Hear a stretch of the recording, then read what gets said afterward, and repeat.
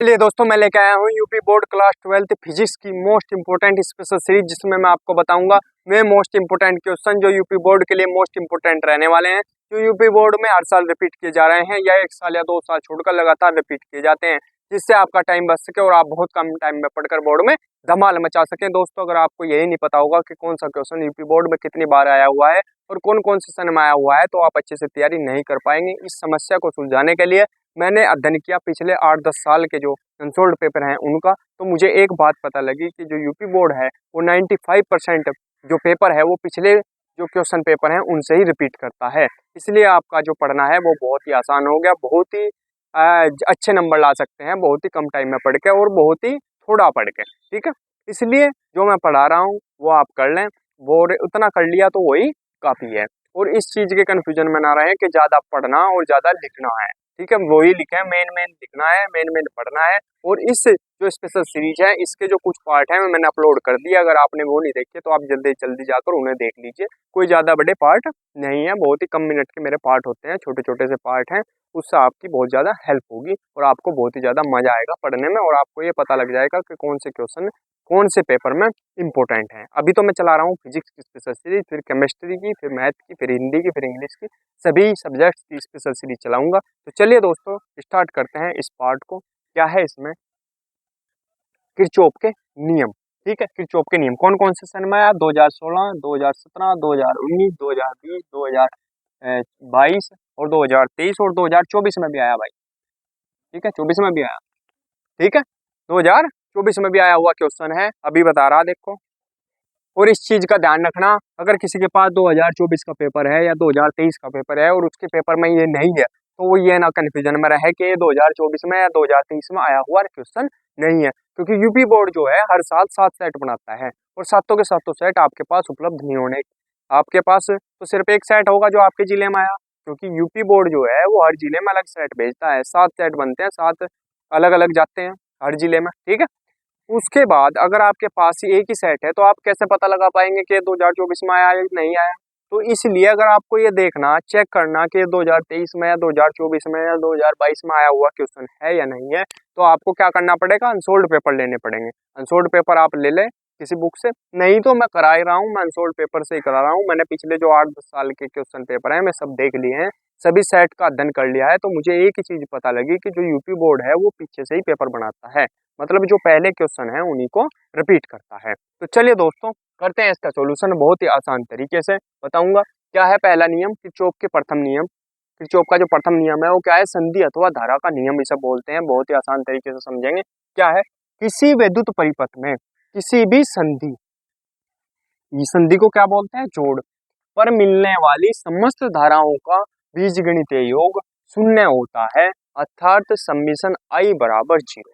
तो पहले ये लिख तो दिया, अभी से समझेंगे। ठीक है, क्या है? अभी देखो, इसने क्या कहा? सभी संधि पर, किसी वैद्युत परिपथ में किसी भी संधि अथवा जोड़ पर मिलने वाली समस्त धाराओं का जो बीजगणितीय योग है वो क्या होता है? समीशन I बराबर 0 शून्य होता है। ठीक है, तो ये संधि है, ये जोड़ है, यहाँ इन सब का, सब धाराएं बह रही। ठीक है, इनका जोड़ कहाँ है? ये है संधि, ये है। ठीक है, ओ है ये संधि।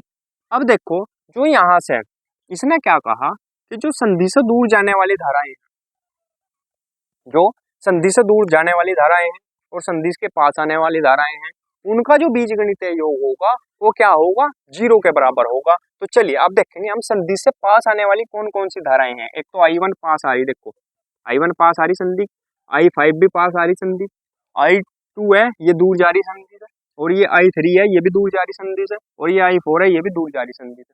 तो I1 और I5 ये संधि के पास आ रही, तो लिखेंगे I2, समझने की बात है, I2 सॉरी I1, I1 है ना, I1 प्लस I5। ठीक है, I1 और I5 ये संधि के पास आ रही, यानी जोड़ के पास आ रही। ठीक है, तो इसलिए इनके लिए ये काहे में ली? प्लस में ली। ये काहे में ली? प्लस में ली। क्यों ली? ये संधि के पास आ रही, और जो संधि से दूर जा रही उनका चिन्ह क्या रहेगा? माइनस रहेगा। तो क्या लिखेंगे? प्लस I5 माइनस I3, ये भी संधि से दूर जा रही, और I2 भी तो है, I2 लिख लो पहले, I2 माइनस I3 और माइनस और क्या बचा? I4। ये क्या जा रही? संधि से दूर जा रही। ये संधि के पास आ रही I1 प्लस I5 और ये संधि से दूर जा रही I1 I2 I3 और I4, ठीक है। तो इसने क्या कहा, जो संधि के पास आ रही और संधि के दूर जा रही, ठीक है, चाहे वो संधि के पास आ रही हो चाहे वो संधि के दूर जा रही हो, उनका जो योगफल है वो काहे के बराबर होगा, 0 के बराबर होगा। यही तो कहा, यही तो नियम है, समेशन I बराबर 0, ठीक है।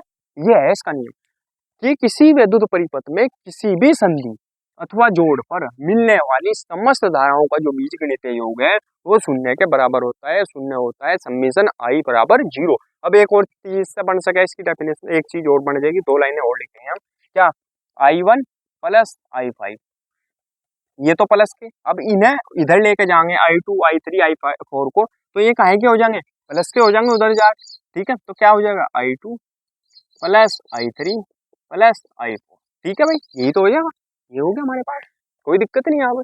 तो हम क्या लिख सकते हैं इससे हम क्या लिख सकते हैं, इससे हम क्या बन सकता है, कोई नियम इसी का नियम से निकल सकता है, यही नियम है इसका, किरचॉफ का प्रथम नियम। अगर समझो और डीपली कि जो संधि के पास आ रही, जो संधि के पास आने वाली धाराएं हैं और जो संधि के दूर जाने वाली धाराएं हैं, उनका जो योगफल है वो आपस में काहे के बराबर होता है, मान ले संधि के पास आने वाली धाराओं का योगफल और संधि से दूर जाने वाली धाराओं का जो योगफल है वो आपस में बराबर होता है, ठीक है। तो इसके लिए लिखेंगे हम 2 लाइन,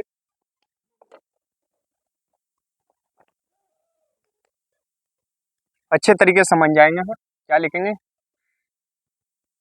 वैद्युत परिपथ की, वैद्युत परिपथ की किसी संधि पर आने वाली, किसी संधि पर आने वाली समस्त समस्त धाराओं का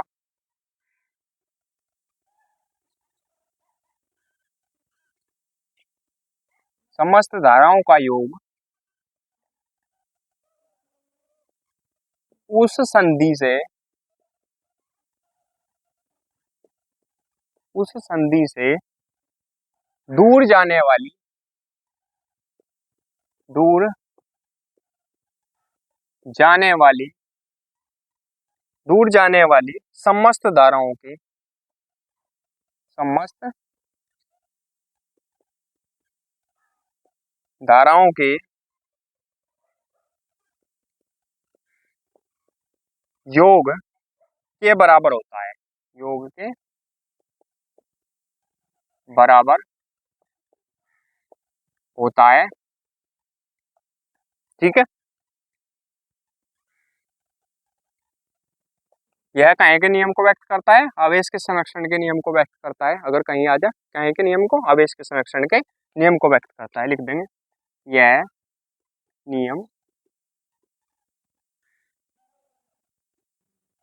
आवेश के संरक्षण को व्यक्त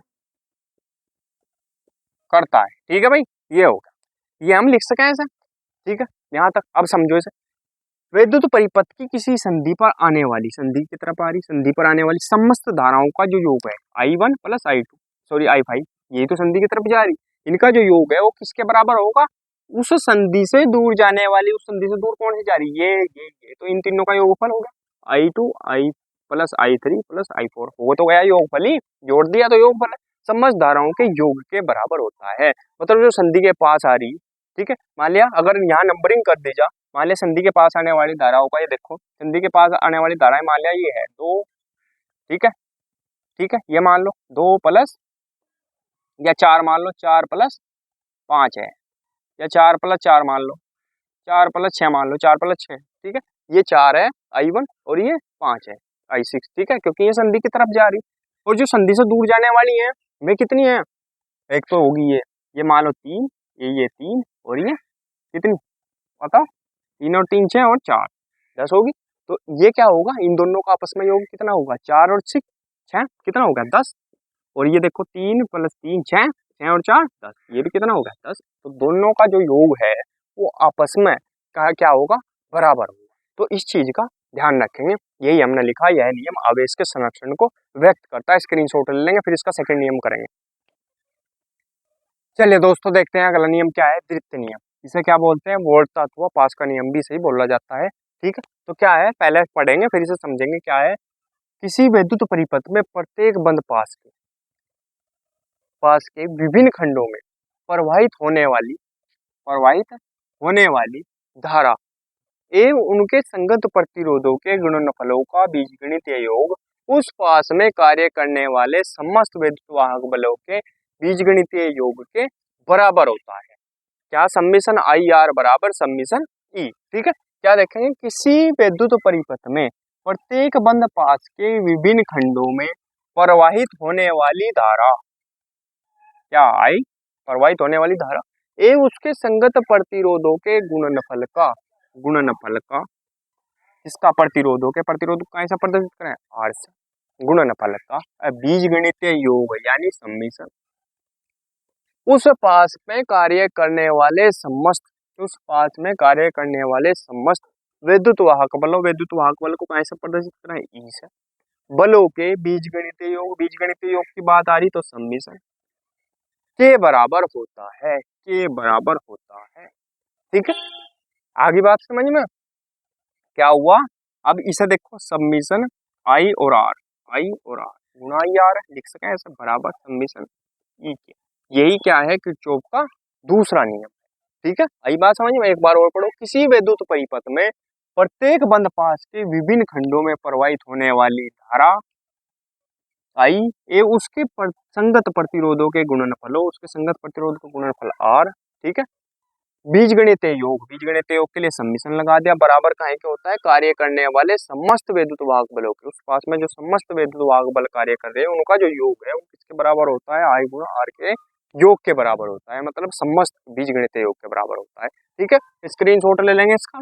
दोस्तों अगर कुछ समझ में आया हो तो कमेंट करेंगे। दोस्तों अगर वीडियो अच्छी लगी हो तो प्लीज वीडियो को लाइक कीजिए, कमेंट कीजिए और हमारे चैनल को सब्सक्राइब कीजिए। मिलते हैं अगली वीडियो में, तब तक के लिए धन्यवाद।